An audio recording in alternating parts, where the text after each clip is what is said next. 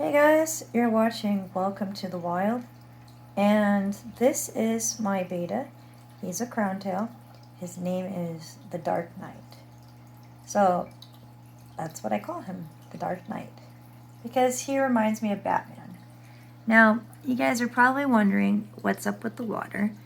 Well, here's the deal. He's got a little bit of possibly fin rot because his fins are shrinking. And I believe his fins are orange and black, but you never know. So he's getting a methane blue bath, a little bit of methane blue powder, and as you can see, I am doing a plant experiment with a piece of ivy that actually my friend clipped off her plant, and I was using it for my frog tank. I washed it with water and I stuck it in there, and it's growing quite well. I want to see if it can continue growing. Now, this guy's getting treated for 7 days. It's only been 4 days. So the water will stay like this until, I can start seeing some real fin growth. I'm actually filming with a broken shoulder. So forgive me if it seems like shaky. I'm using my right hand. But check out the Dark Knight. He's quite a beautiful guy. And he's a great eater, loves to swim. But there's another thing I want to talk about, and I'd like to talk about just my experience with betas. I know it's interesting. People say that they're actually an easy fish to care for, but I don't think that's the case.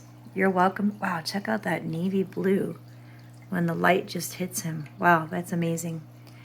Anyways, back to what I was saying. They're actually not very easy to take care of. They usually come sick when you buy them. I mean, sometimes the pet stores will medicate them, but when they're traveling from Asia to different parts of the world, it's easy for them to become ill. What I find interesting is that the fish that tend to survive the best are the females. I don't know why, but they tend to live longer. One of my little fish, her name was Patriot, tiny little thing. She was a great fish. She lived with me for about a year. There was another little female. Her name was Storm, and she was with me for a year. But if you take a look over here, this is my blue beta. This is Mystique, and she's been with me, I think, almost 2 years now. I have another fish named Jubilee, 2 years. But I'm really hoping that this fish I have, the Dark Knight, he will live at least a year. My experience has been I can't get the males to live past 6 months. I'm really good about doing water changes. I try to make sure the temperature's just right. Excuse me, I need to take my toothbrush and go through the tank. Sometimes stuff grows on it. Anyways, yeah, but another thing I wanted to mention was I'm just interested in trying new plants because, as you can see, most of my tanks pretty much have anubias. And that's a wonderful plant, but I'm trying to see if I can find other plants that you don't need CO2. And this ivy, which I put in here, is basically doing fantastic. Moving on, I want to show you, I made a video of Anthem, but I'd really like you to see his colors again when he's flaring, because man, is he just gorgeous. As you can see, he looks very healthy. He also had a methane blue bath, and he's doing fine. I've had him for about a month. And as you can see, he's kind of hanging out with this guy over here, and I happen to think of a name for him.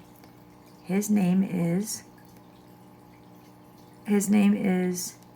Cristo, like the Count of Monte Cristo.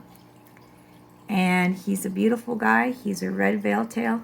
If you check him out, his fins are doing great. There's no short fins, no fin rot. And same thing with Anthem. And Anthem likes to show who's the boss. He'll puff up his gills and, you know, do his thing. But as you can see, I've got a lot of anubias in both of these tanks. I don't know why, but it's the one that seems to grow the best, regardless of if you have no plant food, very little light.